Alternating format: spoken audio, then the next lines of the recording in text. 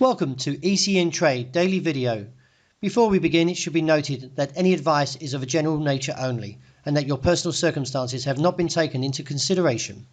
Hello everyone, my name is Rob Clayton and thank you for joining me. It was a relatively volatile night on Wednesday after the Labour Department in the US announced its numbers for the CPI. The consumer price index jumped by 7% last month, its fastest year over year in nearly 4 decades. The sharp rise comes a day after Jerome Powell, the Fed chairman, told Congress that the central bank stands ready to raise rates to fight inflation. From the result, the market has taken a plummet when it looks to the US dollar and now takes a 12-hour look in terms of where we go next. What I mean by that is, fact is, we've challenged the level around 95 and also penetrated the trend line. And we now need to see where the New York close is tomorrow morning. If we are underneath these levels, then we could see further weakness. I feel that the market's overstepped itself and therefore should see a recovery from this point. This in terms would see the euro not sustain above the 114 level. However, it is a clear break and a very strong candle. So we need to keep a very close watch now in the next 12 to 24 hours, and that is to see where the market is in New York tomorrow. In light of the pattern, the first resistance comes in around 114.70, which is pretty much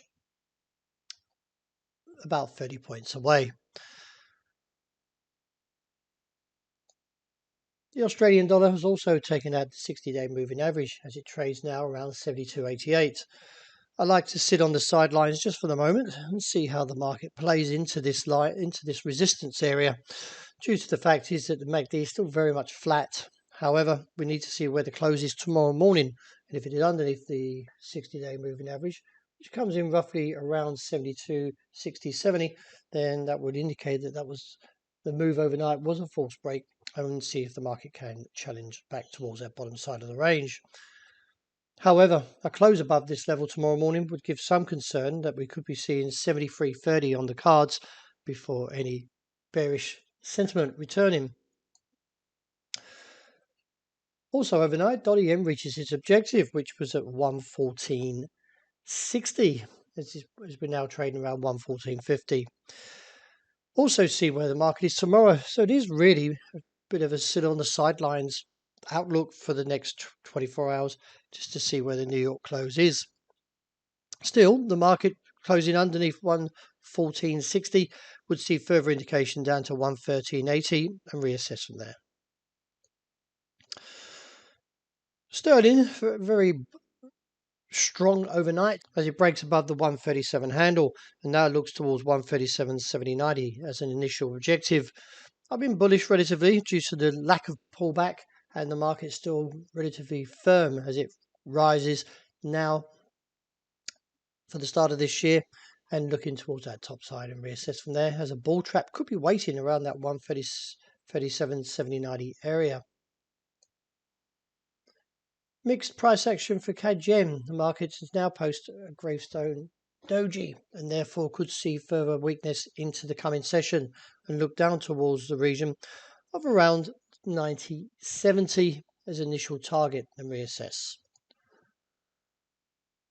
When it comes to gold, the market's still sustaining its gains and presently is looking towards that resistance. It comes in around 1,828.33 with a cap seen around 1,842, where I feel the bears most probably will retaliate like they did previously back in November. Only a close underneath 1,808 should give further indication back towards 1,788.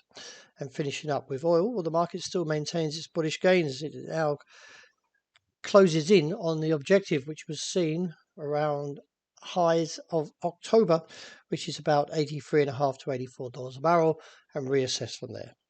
Well, that wraps it for today. Thank you very much for joining me. And as always, look after your show report. Hope you enjoy the rest of the day.